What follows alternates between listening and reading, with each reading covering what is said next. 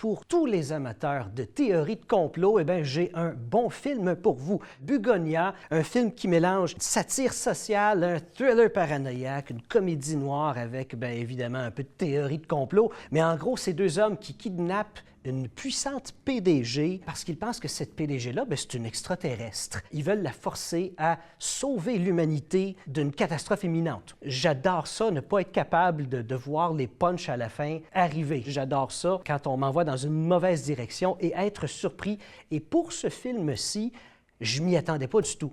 Jusqu'à la dernière seconde, je me posais des questions. Le film Bugonia, c'est un remake d'un film sud-coréen qui date de 2003, écrit et scénarisé par Jang Joon-hwan. J'espère que je prononce bien le nom. Mais lui, de son côté, son inspiration pour cette idée-là, eh bien, c'est quand il a regardé le film Misery. Lui, il se disait, mais pourquoi est-ce que je ne pourrais pas avoir le point de vue de celle qui a kidnappé l'écrivain? C'est ce qui manque, le point de vue du kidnappeur dans l'histoire. Et par la suite, il est tombé sur un site web à potin, sur un article qui disait, eh bien, Leonardo DiCaprio, c'est un extraterrestre qui veut conquérir la Terre en séduisant des femmes.